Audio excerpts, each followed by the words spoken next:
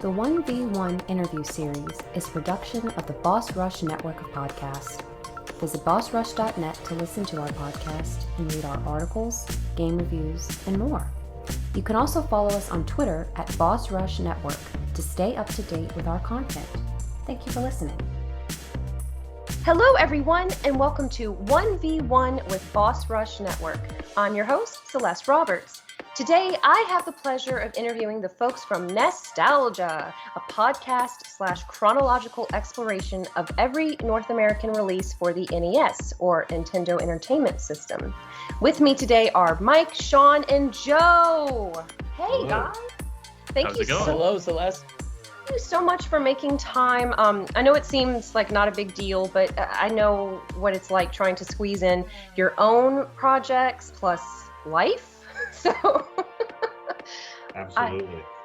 So thank you all so much for being here. And I love that we could all meet at the same time because when I reached out to Mike, actually, I filled out the form on the NEStalgia website. I was asking, he asked me, do you want it just to be me? Do you want me to be with Sean and Joe? And I said, if everybody can join, that would be fantastic. He just wanted it all for himself. I don't know if you knew that. Right. Yeah, we know you fought for it. I just want. We I was like, I'll have to contact my agent then at that point. We'll have to negotiate a rate. But if you get Sean and Joe, they're cheap. So maybe we could do the three of us together. It's funny because I don't think that the show would work if it was just me. So I didn't think this interview would work if it was just me. You kind of need all three of us when you're talking about NEStalgia. Well, why don't you tell everybody what is NEStalgia? So I gave a little summary of it, but since you're the experts, I'd love to hear from you. Sure. I'll kick it off just because I kind of came up with the idea for NEStalgia. It was really me, Sean, and Joe have known each other for so long that I just wanted to make sure that no matter what, we still kept in contact. And even if we separated, we'd always have something we could do on a routinely basis. And for a while, that was playing board games. We were just playing board games every Wednesday or whatever. And then I started being well, maybe we could do something about video games because that's what we're all really into. And we've always connected over that. So I'm a huge Nintendo fan. I've always tried playing all the Nintendo games. And I said, well, that's the idea for the podcast, right? Just every Nintendo game starting from the very beginning. It's not just Nintendo, though. It's everybody who's ever made games for Nintendo, too. So the ideas are basically endless. We can't run out of episodes in that regard. But NEStalgia is just focusing on the NES. And that's just starting with 10-Yard Fight, which I think a lot of people will be interested to find out that's the very first Nintendo game. It's not true. They released 17 all at once, and then we had to wait another year for the rest of the games. But when we started the show, we didn't really know if anybody was ever going to listen or what we were doing it for. We were just doing it for ourselves. So I think that's the best way to start anything is just do it for yourself. Yeah, Absolutely. and I think that also the fact that none of us were, maybe Mike. Mike has a lot of intimate knowledge with the older systems. We are more so just jacks of all trades when it comes to video games, and I barely played any NES games prior to the podcast, and Super NES was what I grew up with, and 8-bit just felt why would I want to play something that decrepit? But then the podcast happened, and I learned that wasn't the right way to look at stuff, Yeah, I feel that was kind of the idea too, is that we didn't grow up with this. That's the namesake sort of. We didn't grow up with this. We don't have the nostalgia for these games, so we try and decide how do they hold up to us who didn't play most of these games? Although we've all played some of them, but not all of them. Oh, okay. Because that was my question. One of my many questions for you. So I'm in my early 30s, and I grew up with a Nintendo Entertainment System. My dad is a gamer, and that's the first system we had. It really helps if your parent is a gamer, I will say. I think so, yeah. So what did you all grow up with? The same systems, or?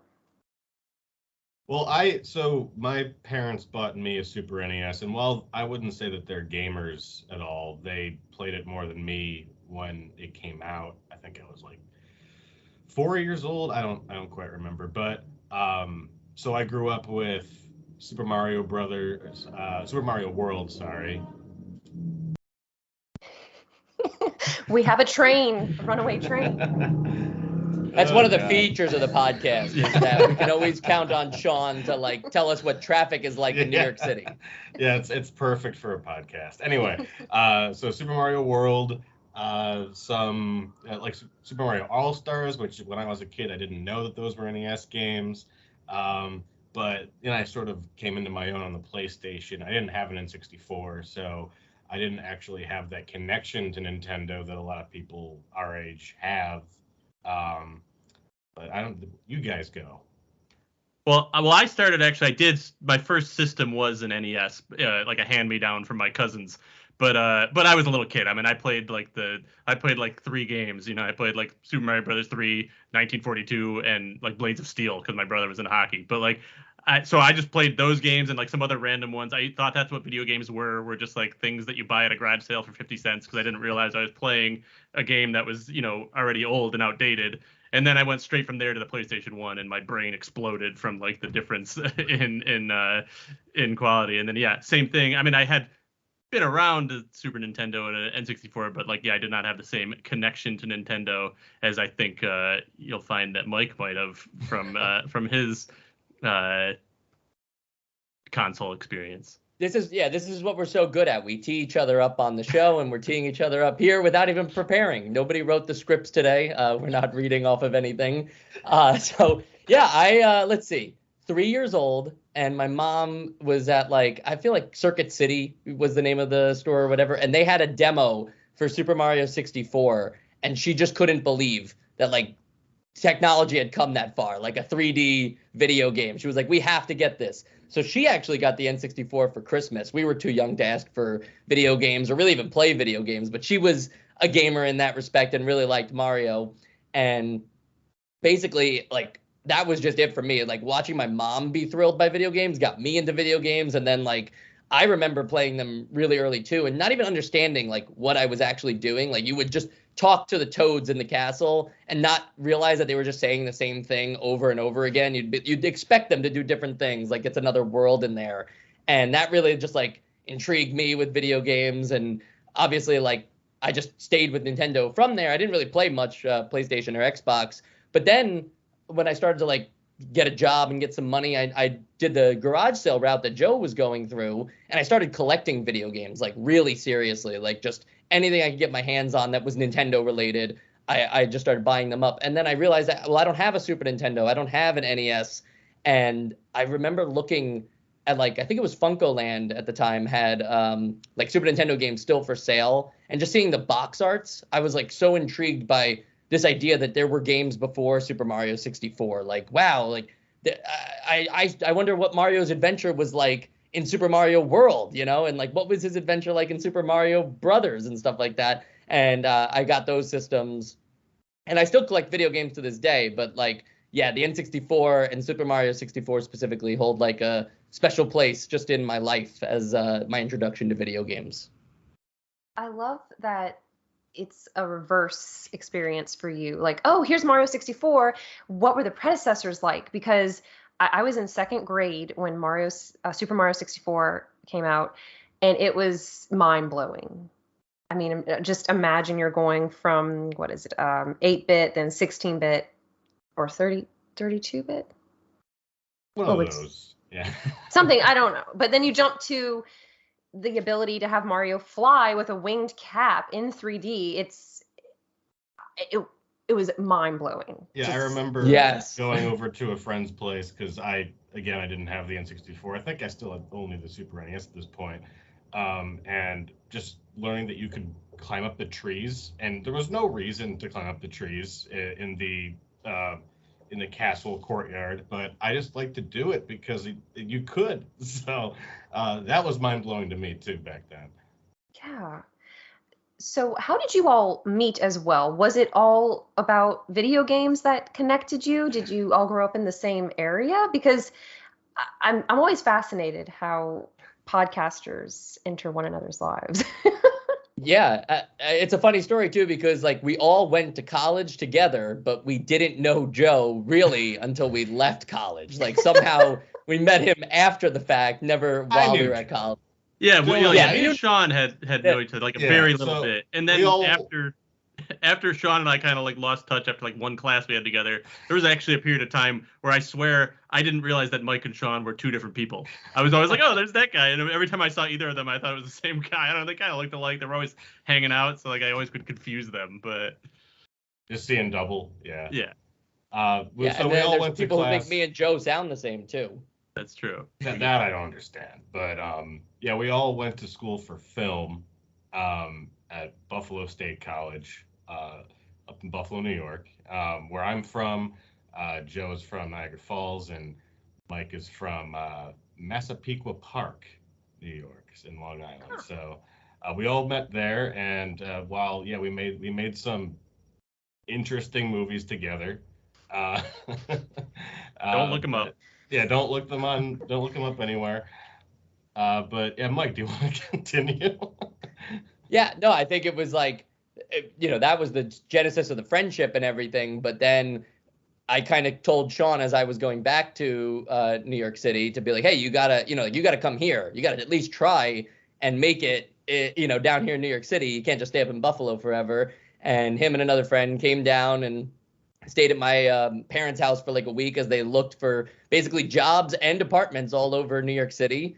And this is more Sean's story to tell than mine, but basically he crushed it from there. He got a job, got a place way out in Bath Beach. You were, or where were you? Bensonhurst. Okay, yeah, you're way out in Brooklyn. Basically had like a 1 hour plus commute every day on the subways to get around.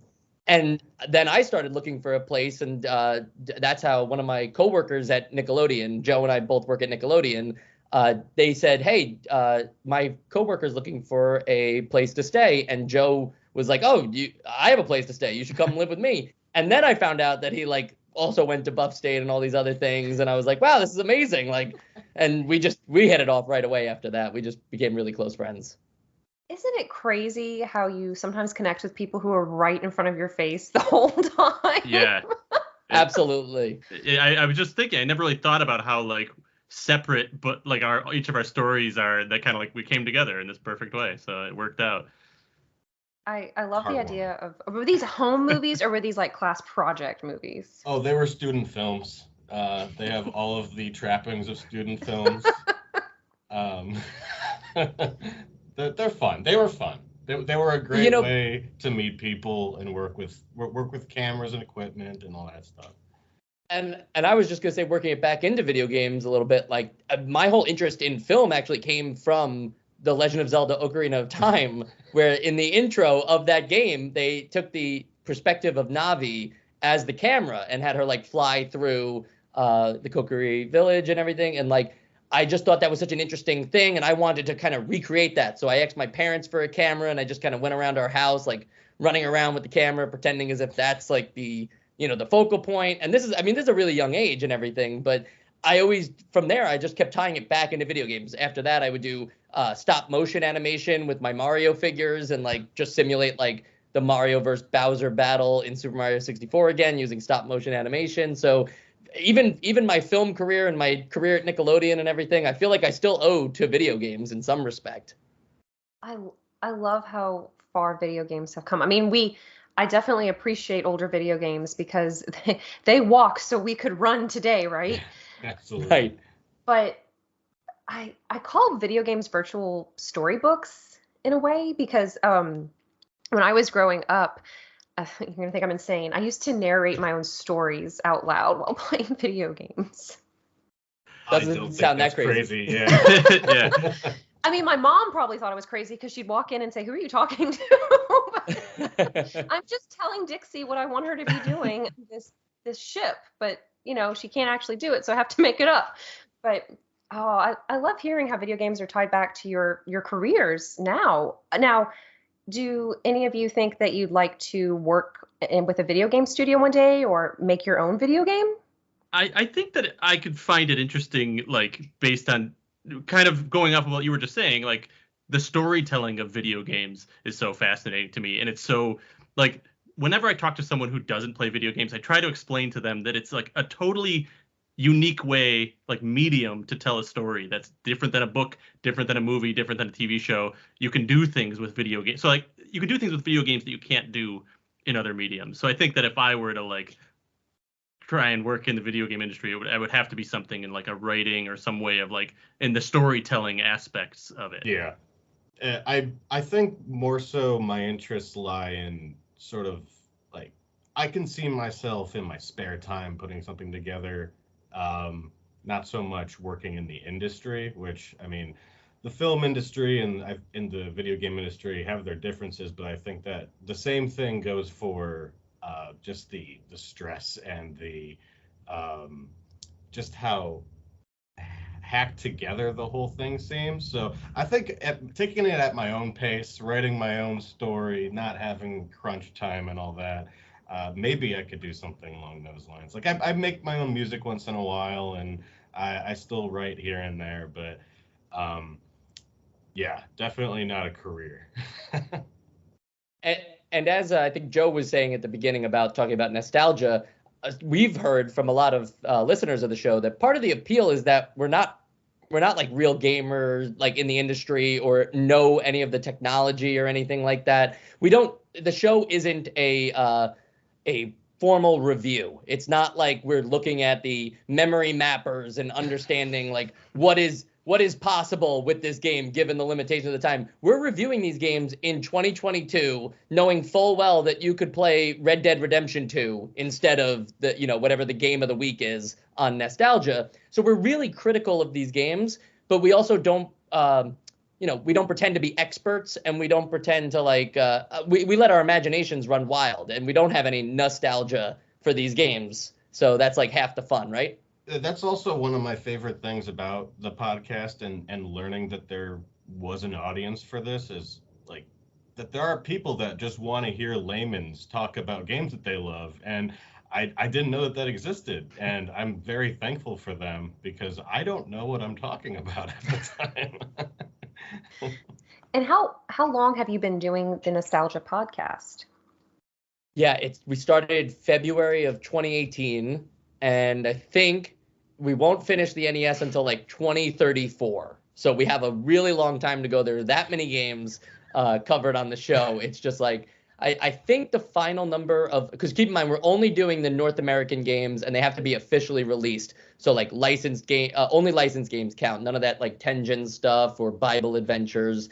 So I think the final count comes to 673 games if we do it right, which is 673 episodes. Which is 673 weeks. So you record once a week, right? An episode a week. Yep, an episode a week. So I think like a lot of podcasts that we've seen try to do this thing, they'll either do a lot less or they'll kind of start out heavy and then just die off. And we've heard from a lot of people like, hey, you guys can't stop doing this. Like, so you've committed to it. And honestly, like, I don't think we're going to stop, because if you can do this for now, we're up to like 250 plus episodes. We've been doing it for that many weeks, nonstop, not missing a week. It's pretty impressive that the three of us have been able to keep our schedules aligned like that. Mike, I remember early on you saying something like, hey, we'll just release one every week, and like, law of averages, like eventually people are going to find us, and you're right. Like, it's built up just because it's like, well, we don't stop. So like, yeah, I think snowballs. Yeah, going back to the scheduling, like I don't know when it became second nature, but it just became part of my psyche that Wednesdays are just blocked off. Like I don't plan on doing anything on Wednesdays. Like this is actually our standard recording time right now. I'm so honored. Yeah. We had to do it for you, Celeste. When you came to us with this offer, we were like, oh, absolutely. I mean, I don't want to say I'm Oprah or anything, but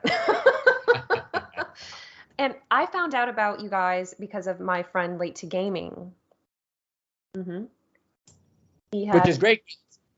He's been one of our like early followers, I would say, like relatively early into the show. We started hearing from listeners and stuff like that, and that was great because first we weren't sure anybody was listening. You get some stats on like Anchor or Spotify or wherever saying like, this many people downloaded your show, and I swear it was like less than 20 when we started. It was just like, oh, okay, we're doing it. And now we're pulling in, sometimes like as many as 4,000. And it's like, whoa, like, what do you mean? Like that many people are listening to the show? Like, that's crazy. We don't know how exactly we've gotten the word of mouth around and stuff like that, but it's always nice when you mention your friend Late to Gaming, or we've had some other people. One of our favorites is a guy named John B, who like very early on was just like, you guys need beer money. Like, here's some beer money, you know, like, and it was like, oh, that's so nice. Like, we're just doing before this we for even us. had a Patreon or anything, right? Right. You We just didn't have anything. Yeah. And It now was just all like, how do I these give you guys money? Yeah, now all these guys are active in our Discord community, and it's really great to see. Everyone that has joined is they're all very chill. They're all a lot of fun to talk about pretty much anything with. It's a great community that we sort of cobbled together there. And it's all because of video games. Isn't that astounding when you think about it? Absolutely. Like, I became friends with Late to Gaming because I listened to a podcast called Retrovaniacs, and they cover all kinds of retro games that are at least 15 years old. And I found them because I was curious if there were any podcasts out there that covered Earthbound. And then I met Late to Gaming in the RV Discord, and he recommended you guys. Just life is crazy like that. Yeah, it's interesting. There's like this like extended universe of how we're all kind of the expanded 6 degrees of separation. Yeah.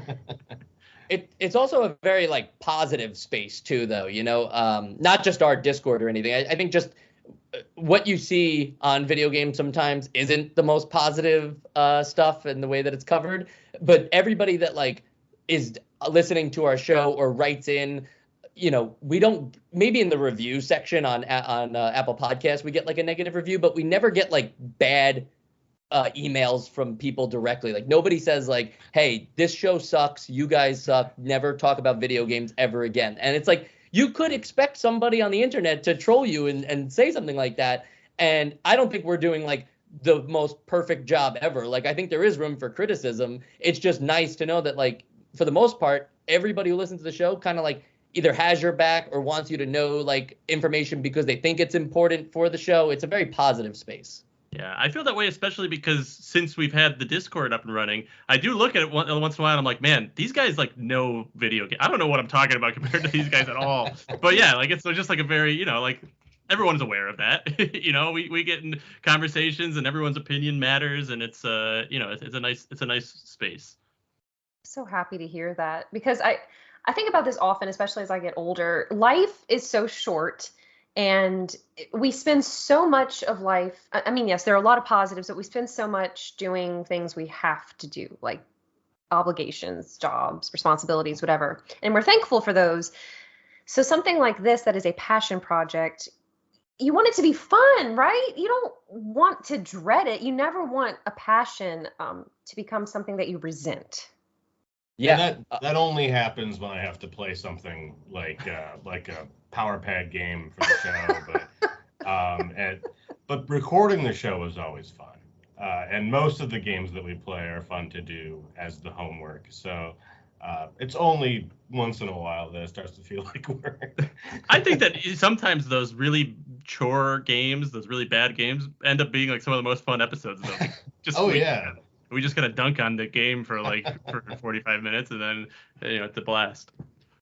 Yeah, when you're recording that many episodes, you can't just like, we don't have a formula, right? We don't have like all right, first we're gonna talk about this, and then we're gonna talk about this, and then we're gonna talk about that. It's like we did something at the start, and we tried to follow that for a while, and then we felt like, nah, that's getting stale. Let's do it this way, and then we did that for a while, and so the show just kind of keeps evolving, and I like that because it switches it up a little bit. But then we also have like episodes that maybe inform what the podcast is going to look like. So we had our first game that comes to mind is Jeopardy. We had that on NES, and it was like, oh, this is weird, a Jeopardy game on NES when now you can just basically play Jeopardy by watching it on TV, right? Why do you need a video game? So how are we going to do that episode? And we wound up just recreating a game of Jeopardy inside the episode. Joe and Sean both played the contestants. I played Alex Trebek, and we answered questions about both the video game, the podcast, and video games in general.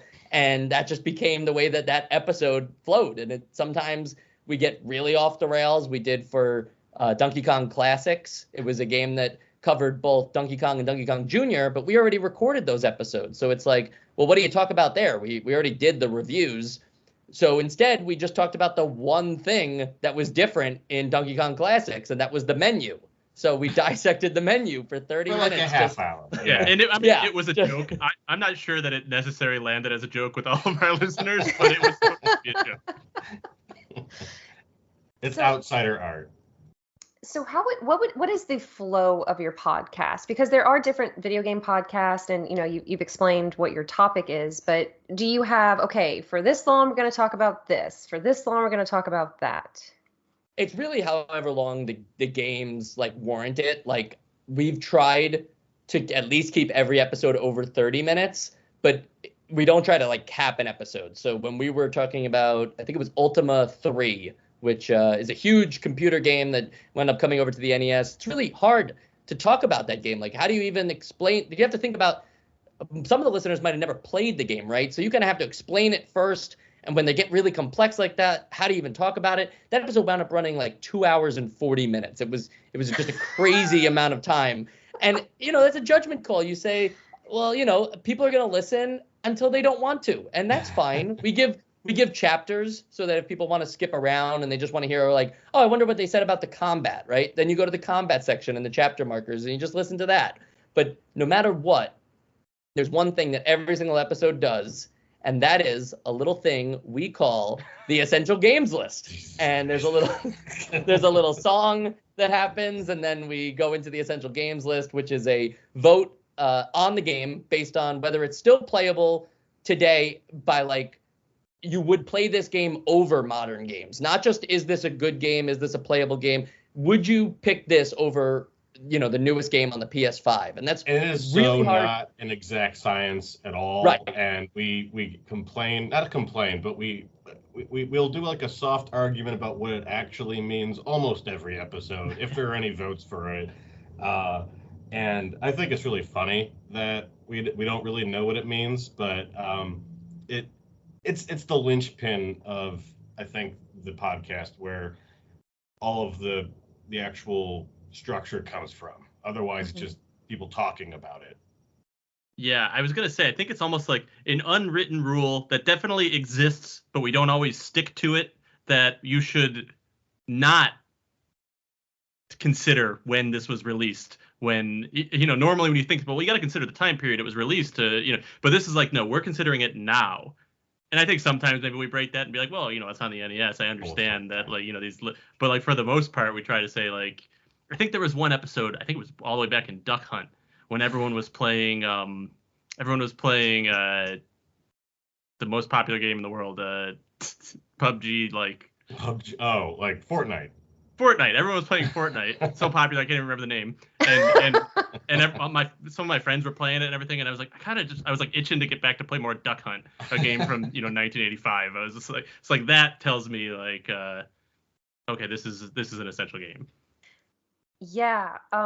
My mom told me, I remember playing it with the zapper and everything, but I don't remember if I saw this or my mom told me, but she said her grandma, my great grandma, who was in her 80s at the time, she was playing Duck Hunt. She was that interested and moved and impressed to say, I'm going to learn how to play this game. And that's awesome. It's accessible. That's what it is. It's like, just funny that like ever since Duck Hunt and then going through like the Wii and the Switch, like that's always sort of been the way that Nintendo wants to do their thing. Like even grandma wants to join. Yeah. Right. I mean, yeah, Duck Hunt was really like 1974 actually for like the Nintendo's first go at it. They actually made not like it wasn't a console. It was just Duck Hunt as a peripheral that you would have this really long gun and it would project on your own wall and you'd be able to shoot the ducks. That was like one of their pre-Game and Watch toys. Mm-hmm. Gosh. Okay. So this sparked. I think it's a question, but I think it's also a good segue. So when you said Game and Watch, I started thinking of the Game and Watch galleries that I used to play on the Game Boy. Yes. Game Boy Advance. So do you think you'll ever go back that far with like Atari or? I mean, that's crazy, right? It's too. Where's like the limit, right? So there's got to be over 28,000 video games when you actually think about it. There's so many collections of different consoles and stuff like that. We've had so many people just say, skip the NES, go right to the Super Nintendo, go right where everybody wants you to go. And I don't know, like I think that's the Super illegal. Nintendo. You've committed this. Yeah, That's you the can't question skip, now, right? Mike? Yeah, it's like Right. when we run out of NES games, are we gonna want to stop? I don't know. It's going to be really tough, but hopefully by then we'll all have, many families and kids and things to take care of, because it will be Many years. families. I like that. Well, I Sorry, think, just- yeah. like, dang, you're in. One in I'll take care of Arizona, Sean's family. He one in takes New care of York. mine. Gosh, I'm sure that is, like you said, if people are asking you about it, I guess by that point, gosh, was it We'll 2003? be in our 50s. I think. We can pressure all of our children to take over the podcast for us. You can have Right. you can have a knighting ceremony or something Exactly, yeah. where you, I don't know, you tap. What is it? I know it's not just tapping their shoulder. What is it? Just called knighting? I think that's Yeah, it must- knighting. Yeah, you just get knighted. To be knighted, yeah. To be Okay. knighted, You yeah. get the sword. You gotta have a sword, and Yeah. I think you just need to be queen or king, and that's it. Yeah, we'll have to use Oh, some don't you sort get of something video game too, though? sword. They give you like a pendant or something, or a ribbon. I don't know. I'm making that part Gift up. I don't bag. know. Paul McCartney got one, and I figured if Paul McCartney got that when he was knighted, everybody gets it. You know, I think your next goal is to do something that would warrant one of you to be knighted so that you can report back to us. A chronological exploration of every king and queen in Great Britain. Okay, I would absolutely love to hear you cover a podcast. It has to be. We still have to not do any research Yeah. and just sort of like look at them and judge them by that. Essential. We'll just do one knowledge. really long game of Crusader Kings. We'll just start at the beginning of Crusader Kings and work our way through and just review those Yeah. kings and queens that just naturally occur in the game. And we can just judge how their decisions hold up today too, without considering the time period they were in. Right, it's I totally just fair. called him on the cell phone. Oh my gosh, that's hilarious. Yeah, sometimes I have to stop and think whenever I see a portrait, this person sat or stood there for a very, very, very, very long time. I have not Like sat for days. one. Sean, would you sit for one? Do you want to sit for one with me? Yeah, me, you, Joe, we all just sit for like 4 days, and Shigeru Miyamoto paints us. Oh my gosh. And then I would like that. and then if they weren't happy with it. Right. Oh yeah. I don't know, Some of them you could tell, right? Like when you look at those portraits, you're like, oh, they weren't happy with that. They weren't even smiling the whole time that the portrait was being done. Oh, okay. This one's a little sad, but are you familiar with that famous painting of Marie Antoinette and her children and the empty baby bassinet? Yes. Rings a bell. Okay, so they show it in the movie as well, the Marie Antoinette movie, but she had a baby, and I don't know if the baby was stillborn or just died prematurely, but the painting shows the baby in the bassinet, and then the final painting, the baby had to be painted out. Like, can you, God. Oh, my wow. gosh. Yeah. I That context, and then actually seeing that one of her children is kind of pointing out the empty. Yes, exactly. That's Yes, kinda yes, messed up. because the little boy, I guess, one of her children is like pointing into the bassinet, like, check out this baby. And there's no baby. So, Whoops. because like, Whoops. but like, imagine the amount of time to remove something from a painting. Yeah. I mean, yeah, that sounds crazy. We do that with video games though too. Like we review some of these games and we see like, oh, the Japanese version was like the real version and we got the neutered version. Like they purposefully like remove some features. And I usually reveal this to the guys during our sequels and spin-off section. And we just kind of wonder like, I know Nintendo of America was much more conscious of like the video game crash and making sure that quality assurance things, like that the seal happened and that they were happy with it. But for the most part, removing like another difficulty mode inside a game or a certain character, it's just crazy to see like the lengths that they went to sometimes to make sure that they wouldn't get into trouble in North America versus in Japan. It was like, yeah, we're not afraid to show blood or boobs or anything. Like we'll give those people what they want. But in North America, you better repixelate all that work, and you better make sure that there's no blood. Context, too. Like, I don't remember which game it was. It was a game that I think we were all kind of confused about. But it was originally based off of a manga, and Chubby Cherub. Chubby Cherub, yeah. Which it just made no sense whatsoever on its own. But once you like actually bring it back into like, oh, this was based on an existing IP, and all these things are in the manga, and then it comes to North America, just like, oh, they'll get it. Like it's it's very confusing sometimes, and these early translations and localizations sort of brought to light how kind of Wild West it was of like, is there any method to the madness? This reminds me, it's not a video game, but you're familiar with the show Everybody Loves Raymond? Yes. Okay. Do you know where I'm going with it? No. I actually don't, and that's why I'm excited to see where this goes. So, are you familiar with his creator, Phil Rosenthal? Yeah. Joe, only you are. I like Italian Family. They were all watching Everybody Loves Raymond all the time when it was on. So, like, I know of the creator. So he tried to translate the show over to Russian audiences, and it didn't go over well. Really, What? just like tonally different in the different language, or I think, yeah, I believe so. I need to investigate it more. My boyfriend was telling me about it because he said there's a documentary about it where Phil Rosenthal recounts the whole experience and how the humor just didn't translate well overseas. So that has to be so hard to be in the localization team, right? Or Yeah. anything Yeah. where you're trying to have one culture understand another culture just through this brief medium.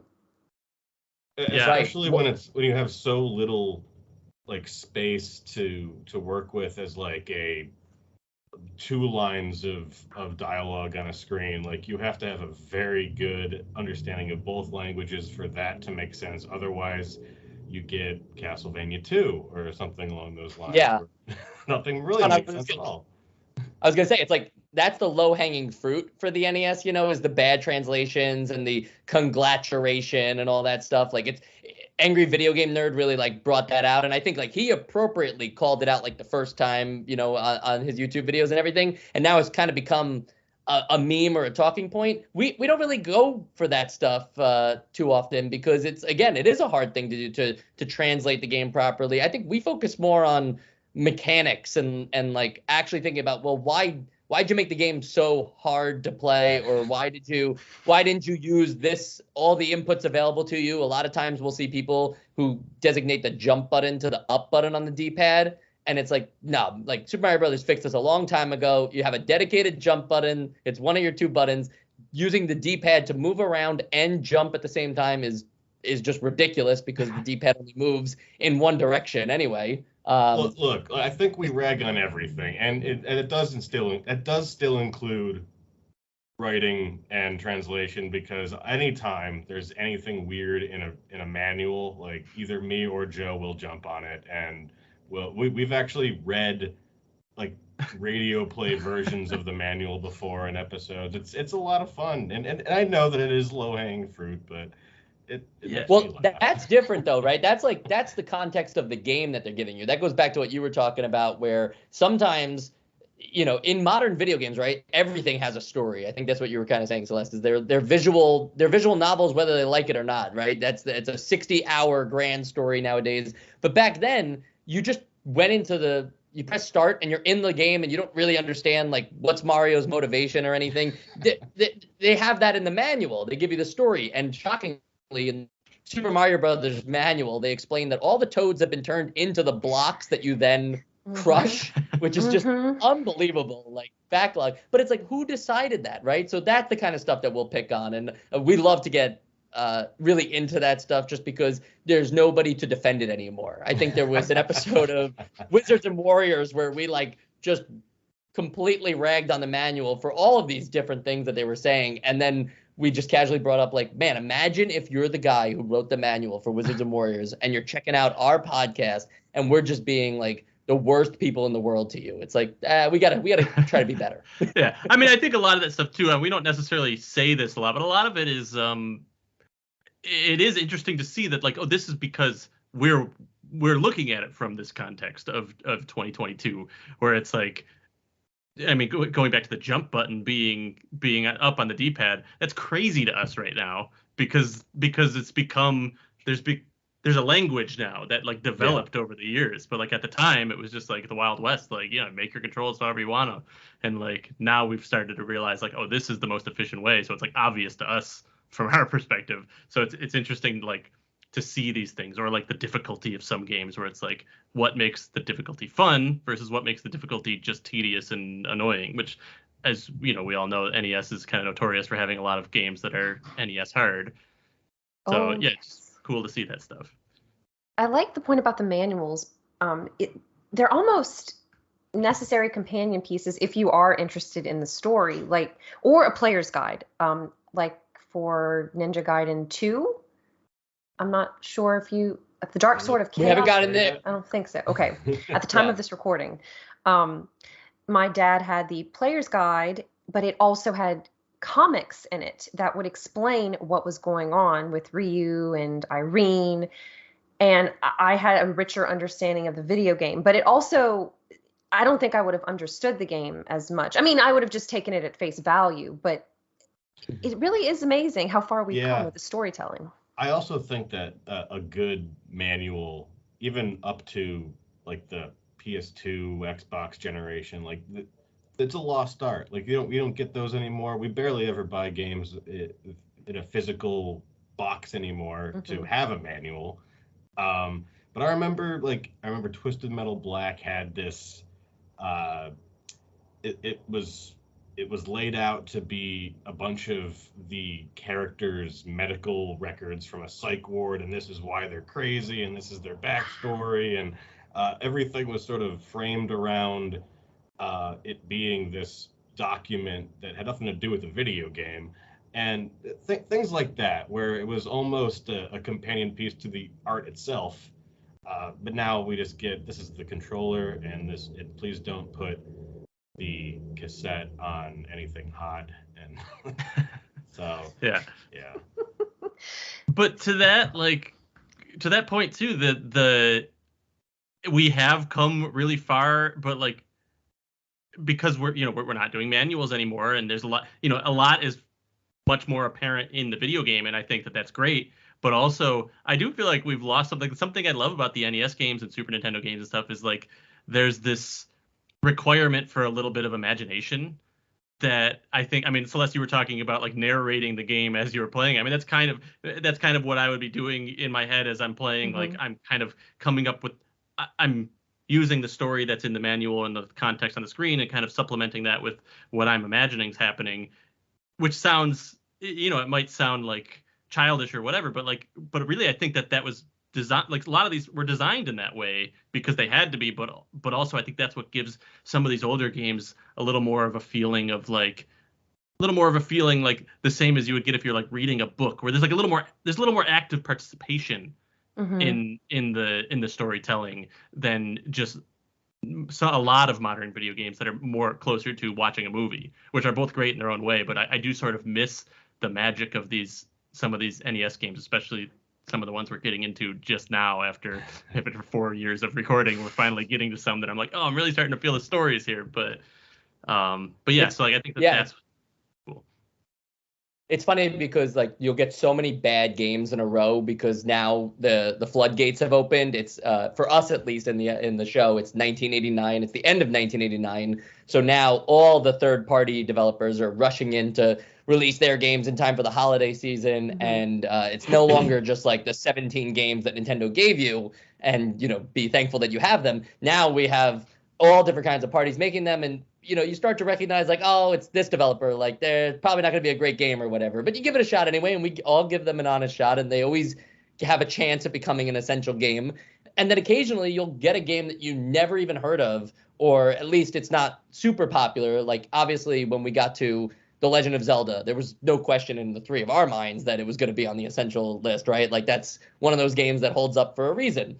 But we got this game called The Guardian Legend, and I think all three of us weren't expecting a game on the NES to be able to like do that. We have those moments where it's like, wait, I didn't know games like this could do that, given the hardware and everything.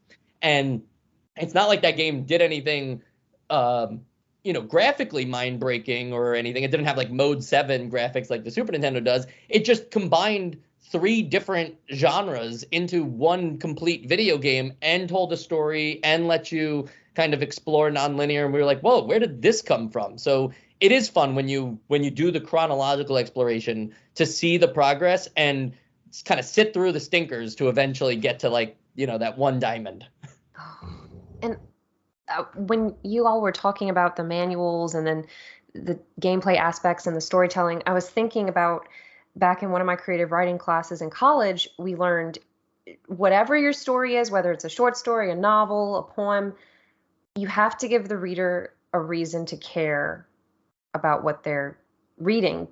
I don't care. They don't have to go after a love interest. Is their goal to find a glass of water? Make that interesting. Why should we care that they're looking for a glass of water? And it's possible. So one of my favorite games that you've covered, and I could not wait until you released it. It was Sesame Street 1, 2, 3, which I love. I say love because I will forever love it. It was a huge part of my childhood. Why should we care that Grover can help the little aliens? Did we get into that? I think we might have. Yeah. Okay. Did you? I think once you we were did. done talking about the menu, we probably got into that. We talked about the menu at length for a little bit, but that's because me and Sean can never agree on anything in the episode. In real life, we agree on everything and we have the same exact taste and we like all the same movies and everything. But in the episodes, we like to play a little. We put our personalities on a little bit. At least I do, Sean. I don't know. We're talking about the fact that every button did the same thing on the menu. Yeah, no matter what. Okay, yes, exactly. Well, I think that works for children, which is for the game. I just think that children can be challenged a little bit, but that's just And then I usually just kind of sit here and like wait for this to die down. And then, Those are also my favorite episodes, though. That's the magic of the show. Yeah. You don't know what you're going to get when you get to those kinds of games. I think like it's really hard when we're eventually going to get to Super Mario Brothers 3. And I just feel like we should go right to the essential games list and just be done with it, because what can you say about a game that everybody talks about? It's going to be really challenging for us. Whereas with Sesame Street 1, 2, 3, or, I'm just going to cherry pick some games here. Elevator Action, Load Runner, Spy Hunter, like these games that get talked about less, that gives us kind of the freedom to say like, oh, well, we're going to really like go off the rails here and not talk about what we usually talk about. And instead just find out what's the unique thing in this game that we haven't seen so far on the other ones. So we're no longer talking about just like comparing this particular game of the week to the other 250 games that we played so far. It's about, let's just talk about what makes this game really cool and why they felt like it was worth making, right? Because that's, at the end of the day, like, yeah, some of these are cash grabs, but for the most part, like, whether they came out to be good games or not, somebody put some love into them. And what, so far, at the time of this recording, would you say is your favorite game and why that you've covered? Dang, I think Sean just left. He was like, I can't talk about this. I have to hurry up out of here. It's a tough question. I feel like I want to say either Castlevania or Ninja Gaiden. Both of those games, I don't know, Castlevania specifically is a game that is very limited by its hardware, and even just the other platformers, if you want to consider it a platformer game instead of an action game, there are games that do platforming so much better, but it just has such a mood. It has such a thematic like conceit that wraps up so nicely around it. It's not like the NES hard where it's just unfair. And I know people are going to fight me on that in like the later levels, but trust me, as someone who has been in the game, like there is a way to get through everything. And I've seen people who like are fantastic at that game.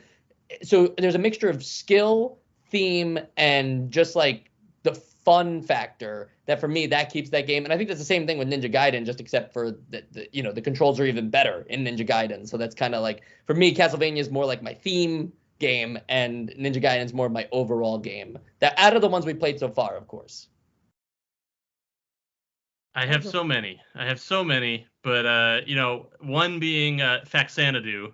I know Mike likes to call it Fuzzanadu. Not, I don't jury's like out to on call that. it that. That's just what it is. That's just the title. Faxanadu It's Faxanadu. is that encapsulates kind of a lot of what I love about video games, where it feels like a story, even if the story itself isn't like a traditional it's not Uncharted where like this is what's happening, but the story is you're an active participant, but it feels like you're on an adventure. It feels like you have this goal, and it does it really well. Like that's the other thing. It does that kind of action element well, which I've seen other games that do that kind of that try to do that kind of like storytelling, and maybe they do it well, but the gameplay is just awful. So it's kind of just like a perfect combination there.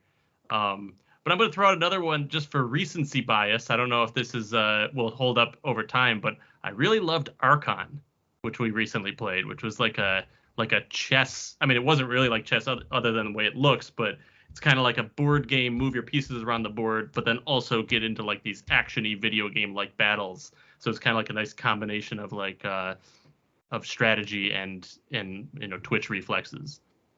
It's Chess 2. Yes, Chess. yes, The sequel. to Chess. For me, I guess I have two different categories as well.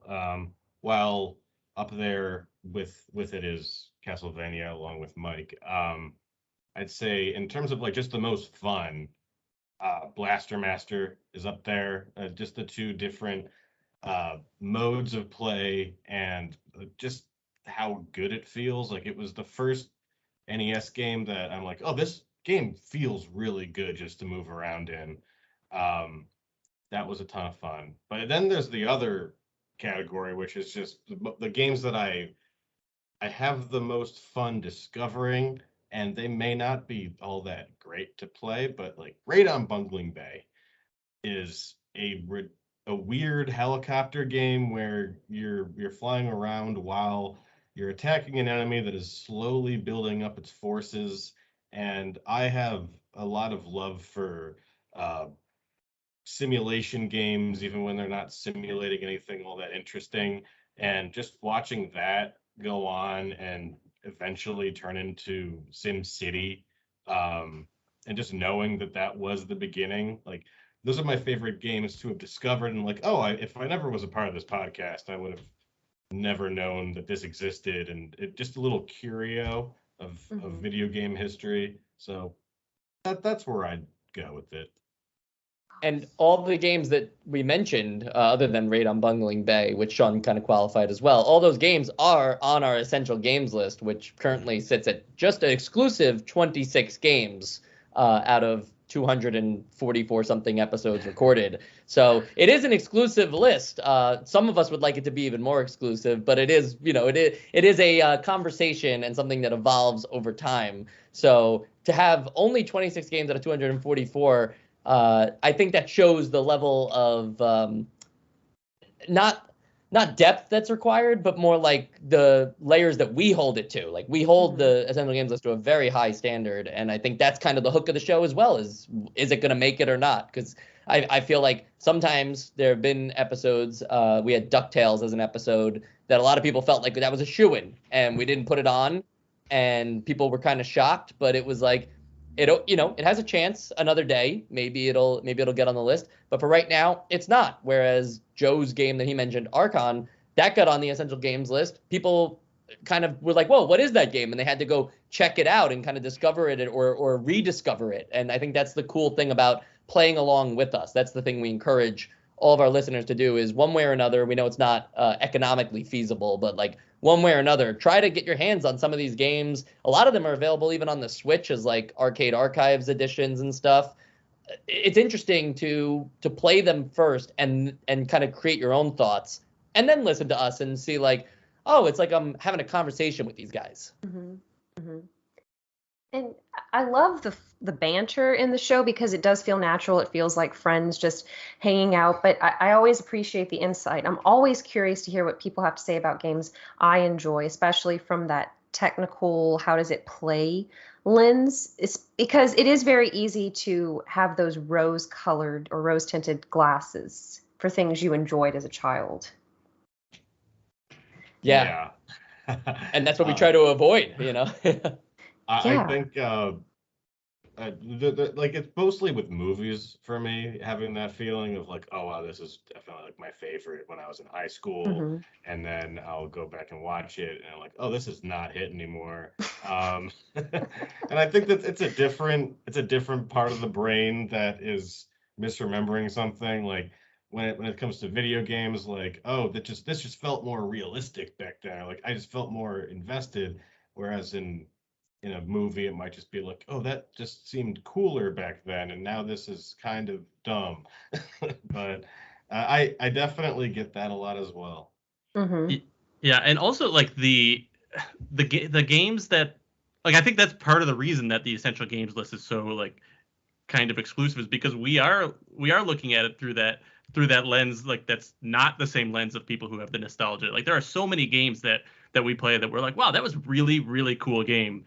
But then like if we're honest about it, we're like, well, would I realistically pick this up today when I have all the other options of 2022? And most of them are no, which is why like yeah, I think it's cool to have, you know, it's different reviewing this than if we were like reviewing like the PS2 lineup, where it's like we know half Hmm. of those games, and there probably are a lot of games that aren't that great that we think are great because we grew up with them, or the PS1 lineup or whatever. God. And it can be so hard, especially like you were saying with watching movies from that time period. It's something that brought you joy, and you watch it years later, and you're like, oh, Yeah. but there's nothing to be embarrassed about. I would love to go and revisit some things I enjoyed when I was younger. Like, okay, I tried to watch Mighty Morphin Power Rangers again a few years ago, and it's like, whoa, to Is quote that Sean, this isn't it. I would have thought that something like that would be more endearing because you were more a kid. I guess like when you're getting more into that adolescence and Hmm. it's not so much because oh this is fun, it's like oh this is cool. Then it Yeah. becomes more like oh that's a little bit of a cringy Yeah. memory. But But it is funny about the Power Rangers though, because I used to like Power Rangers when I was a kid too, and just my young child brain just had no perception of like the camp, like it was not Hmm. campy or cheesy to me at all. Whereas like Right. I feel like even when I got a little older, if I saw something like that I loved, I would recognize that like, oh, it's a little over the top, it's funny, it's kind of fun. I was just like, this is dead serious. Like these guys need to save the world. And now I look at it like, wow, this is a really silly show. It, but Uh, I'm sorry, Mike, go ahead.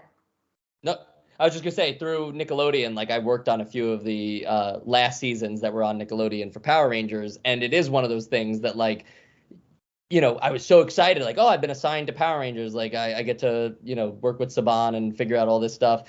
And when you see the final product, it's just it makes sense. Like it works so well. The formula never changed or anything, right? They stuck to the same ideas that they had in the very first season, but it's just now the Zords do this, and now they transform from this, and now they fight this, and you know, for kids like that kind of formula, there's a reason why it still works today. But yes, it does not like it did not bring joy to me. It brought joy to like the kid inside me to be like, oh, Hmm. I get like kids are gonna love this, but I didn't.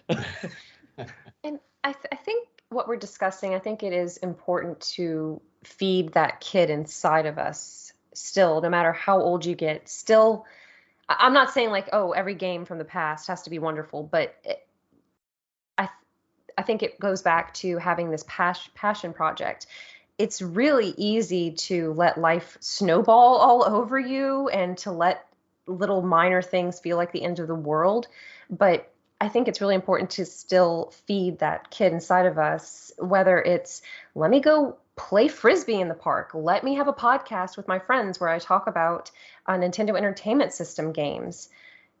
And I really appreciate that y'all are doing that. I listen to podcasts while I get ready, while I put on my makeup, and that helps me focus. Or while I'm driving, but I really like it while I'm inside and I can just really focus instead of worrying about other drivers because other drivers bother me. the high stress situation that it's just distracting you. Yes, it's like I need to know what they think about track and field. Can you please get Right. off my tail and past me, please? But yeah, I It, I love it. Yeah, we try to make it like you were saying, the banter and the conversation and stuff like that. It would feel wrong for the three of us too. Like it would feel wrong if I told these guys like, all right, here's what we're going to be talking about today. Like, we tried that I think for like a few episodes when we were used to record together, and I don't know, it was like there would be some episodes where I would just be like, can we just start over? Like, can we just start, can I just say everything all over again? And sometimes Joe and John will be like, all right, yeah, sure. Like that wasn't working for me either. Or they'll be like, you want to like actually start over? Like I can't fake this. I can't pretend like I didn't say what I said, So we try to be, just three friends talking about podcasts. And I it's good to hear at least from you, Celeste, that you feel like that's working. Games. Oh, absolutely. Just yes, thank you. Well, it's true. It's fun and it's lighthearted, and I do find the community is very positive, and I really enjoy your website, which is where you store the essential games list, right? Yes. Yeah. Yeah, we've like converted it to like a whole spreadsheet thing because I always get crazy about spreadsheets. So now there's the essential games list page, and there's also a page just for it's our episodes tab on NEStalgiaCast.com, and that's where it just takes you to a giant spreadsheet that tells you every episode, every season, every game that was covered, when it was originally released, when we published the episode, what genre it fits into, all these sort of things, and then it even breaks it you down. love the spreadsheets. They love the spreadsheets too. They'll see it. They'll see it. It's a cool thing. Look, you could even search by genre how we're doing with the NES games, so you could tell like we hate arcade games or we love arcade games because it's a good mix. It's like a healthy balance. So why'd you get them started on the spreadsheet? I don't know. I mean, I can't control people's love for Microsoft Excel or Google Sheets. That is a passion that knows no bounds from some people, I believe. You're right. So, one of the things I do want to ask before we wrap up is, what would you say would be a challenge of being a content creator, especially about Nintendo Entertainment System games?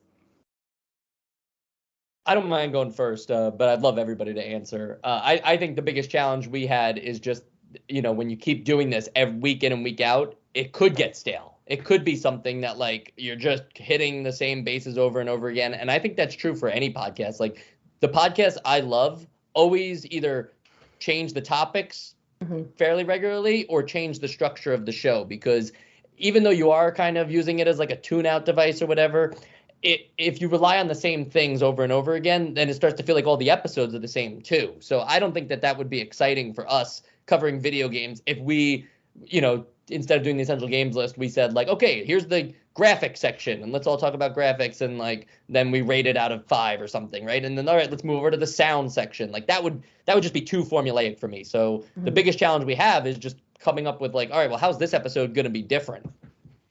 Yeah, and I think to kind of bounce off that a little bit, like just articulating how we feel about a game, or at least for me personally, I always have such strong opinions about things, but then I'm like, oh, how do I actually put that into language where it comes across as like how I feel about it? And it gets really difficult for me to keep the episodes, my opinion on the episode different, in the sense where like one episode I'm reviewing The Legend of Zelda, and the next episode I'm reviewing Sesame Street 1 through 3, and I have to give them both a fair analysis and explain like, well, what is it about this game, and like, but they're so different. Or we recently played Shadowgate, which I absolutely loved, but that's a point and click adventure game, first one we've had, and it's very different to kind of think about like, yeah, of course it does a really good job with the story because it's all text. It just everything is just written on the screen. So like you got to kind of think about it differently, and like, I'm trying to make sure that I'm not just saying the same things about the games that I like, and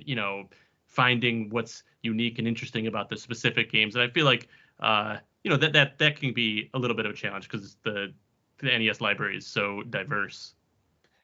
I'm gonna echo that. I think a lot of it is endurance and trying to stay fresh. But the one constraint that we have that a lot of podcasts don't is a lot of podcasts get to choose what they talk about, and we do not have that luxury. So we have to play the games that are released in order, or Michael will be upset that we went off the rails without him. And I keep thinking to myself, like once we're in the 200s, we're going to start repeating ourselves. Or like once we're in the 300s of episodes, like, oh, it's all going to start to blur together. And I don't think we've really gotten there. Like, I have a very bad memory about episodes, but I know that we talked about something unique and interesting during that episode. And that fear hasn't come to fruition. So yeah, I think we've done pretty well with it, but there's still those challenges. I feel like that helps us see that like as the NES library is evolving, like we're kind of evolving too. Like I feel like, at least me personally, I feel like I know more about the NES than I did when I started, and what to expect and what kind of games, what I'll get out of a game. So I feel like that maybe makes it a little different. I listen to some older episodes and I'm like, man, what was I talking about? But that's because I have so much more context now. Awesome. Well, how can listeners support you? Let's say they're just finding out about you. Where can they find you and show you some support? Yeah. It's a great question. We're on everywhere you listen to podcasts. I've made my hardest attempt to make sure that, like, even if you listen on like Podbean or something I've never heard of, I'm like, cool, we'll be there. Like, let's get us on there. So I'm pretty sure we're on like everything. So just search for NEStalgia with the NES, obviously, not the NOS. Google will try to correct you. What does Google know? They know what you're looking for, not Google. Also, don't look at the video game. Like it's the podcast. Yeah, well, the video game that's no longer around, so we're not worried about that. Yeah, it was like some MMO game called NEStalgia was around like back in like the early 2000s. Was it even a real thing? I thought it was just like a Kickstarter or something. Or like... No, it was an MMO, but like it wasn't real. It was like a web game kind of thing. Yeah, no, they hate this. They're like, oh my god, they're saying we don't even exist. Joe doesn't even think we made a video game. We made a video game. Sorry. But if you want to support us and not the MMO, the best way to do that would be on patreon.com/NEStalgia. We have a Patreon where for $1 a month, you basically get like a super thank you, and like you're on the website and everything, and it helps support the website because otherwise we really can't run it. But for $5 a month, we have another podcast that we do called NEStalgia Bites, and those are the Famicom games. So to kind of spice it up a little, instead of going chronologically through the Famicom, we're just picking out the best Famicom games, but also the ones that you don't need to know any Japanese to play. So believe it or not, the Famicom library was either mostly like written in English because I guess they were like just trying to appeal to the widest audience, but also there are some games that, might have like some kanji or whatever, but it doesn't matter in the sense of like your experience of playing the game. So those we release on a monthly basis. They're not eligible for the Essential Games list or anything, but you get access to those episodes. You get access to the Discord. You get access to me directly. There's a direct line. I'll just, give out my phone number. You can call me up, say what's up, say, Are you need serious? help with math. No. Yeah, we need some help I with was math. like, wow. We do say things like that in like the end of most episodes, but it's I was just curious, like, okay, I can't tell if he's joking or not. Right. No, we commit so hard to not telling the truth that it's crazy sometimes, like how far we are three guys who are just built on references to our past lives, and you'll just see it. Like sometimes we'll make a joke that we don't even think that we've ever made before, like on the show, like, oh, nobody will get that joke, but we have to make it because we know each other. I love that. And I was just wondering, because somebody might be listening and think, wait a minute, I don't get his phone number? I'm not interested. Some crazy person like that. I'm calling about your car's extended warranty. That's gonna happen. I mean, that's all you can do. You'll still get direct access to Mike, though. Anytime you write in that little box, that's him reading, and then if it's good, he'll read it to us. So Mike's my filter. Mike's my my caller ID. So is there? But that's true, actually. Sorry, that is true, though. Sorry, Celeste, I didn't mean to cut you off. But there is another way to get in contact with us, and that is the way you did, Celeste, with the on the website. There is a contact option there, and you can write to us. You don't have to pay us to use that contact button. Nobody should feel like they have to pay us anything. The show is completely free, and most of the time doesn't have ads, which is like a huge plus. I don't know about you guys, but lately the podcasts I've been listening to just throw the most random ads in front of the video, and I hate that because it's like, at least target me. Like, give me something I would like, not a product I would never use, like my car's extended warranty. Yeah, I need my Bear VPN or whatever it's called. No, instead, you could just contact us directly on NEStalgiacast.com/contact, and you'll get directly me again. It's my direct line, but you won't know it until I respond to you. And you have a Twitter as well, right? For NEStalgia? Yes. Yeah, twitter.com. It's at NEStalgiaCast. You have to put the cast in there. We couldn't secure, big budget for the regular NEStalgia, so we had to add the cast in. We could fundraise I think the guy had like a $2.5 million buyout. We could try to fundraise for that, but I think we'll just keep NEStalgia Cast. I mean, you could have a bake sale. There you Bake go. sale sounds good. Video game theme. And yeah, in the shape of the cartridges. Mm-hmm. Cookie cartridges. So how many North American release titles are there? Yeah, there's going to be, let's see, 673. That sounds right. Let me see. I got the official number right here. 673. We played 244, so we're 36.26% of the way through. 26 of those games have been essential. 48 have been play-its, and 170 have been skip-its. So 70% of our time on this podcast has been playing really bad games. Well, you just That have was to great make conversation. cupcakes or cookies in the shape of 633, 73. Oh, each one is unique. Okay. Yeah, you have to make each unique. cupcake is. I a like lot. it. Oh, And one also, cupcake per each- game. I like Yes. one game-themed cupcake per game. Mm-hmm. I like it. For your bake sale. Yeah. But how much would you charge for the cupcakes? about 1,000. It's pretty artisanal. Per Yeah. I'm in Brooklyn, so I could just go down to Williamsburg, artisanal cupcakes, $50 a pop. We got it. Yeah, I'm thinking those cupcakes, if they are 673 unique cupcakes, that's like NFTs right there. Like don't miss out on your chance to own an official NEStalgia cupcake. Well, fellas, is there anything else you wanted to discuss or mention? I've had a blast. I was looking forward to this since we talked about it. So are amazing. we. Really? Yeah, absolutely. And I would just throw out there that if you haven't been listening to any episodes of NEStalgia and you just found us out through this interview and you jumped all the way to the end, first off, go back, listen to the whole episode. It's a great episode. But second, you should really just, I think, consider that the show has evolved. And so if you try to jump in from 10-yard fight, it might sound really rough. Like I can't even stomach going back and listening to it. But we can't remaster it or anything. So it is what it is.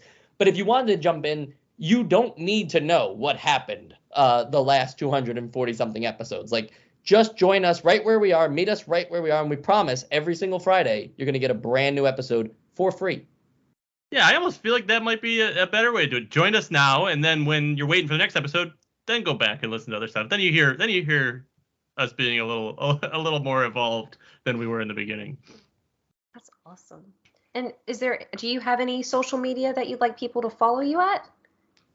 Just meet us at NEStalgiaCast. If you meet us on the Twitter, we'll get you there. I do have a Twitter handle, but I'm never gonna say anything as interesting as I would say on the NEStalgiaCast Twitter. So go my there. social media is just like pictures from camping and stuff like. So just do the Twitter.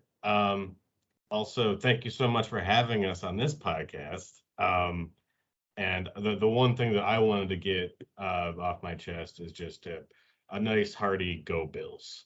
That's all. Oh yeah. You're having a good season? We're having a very good season, so I That's just wanted to give great. that shout out. Yeah, Oh, Bills. Who's the big rival for the Bills? probably the Dolphins or the Patriots or the Jets, any one of them at any point. So they can all go to hell. At the time Wow. of this, Yeah. at the time of this recording, the Saints are not having a good season, so I'm not allowed to talk about it. That's okay. But it's the fun of the game and the people you're with and the memories, right? That's what counts, right? Absolutely. Just like video games. Just like video games. Well, Mike, Joe, Sean, thank you so much for taking time on this Wednesday evening. I know you're an hour ahead of where I am, so I really appreciate it. I've enjoyed getting to speak with all of you and just laughing and having a good time. I hope it's been as fun for you as it has been for me. Absolutely. Absolutely. This was awesome. It has been. And Joe would have stayed with you until 4 a.m. That's usually when he goes to bed. So Oh my it's God. no Yeah. worries for him. Mike, being my former roommate, is aware of my weird sleeping habits. That's hilarious. That's hilarious.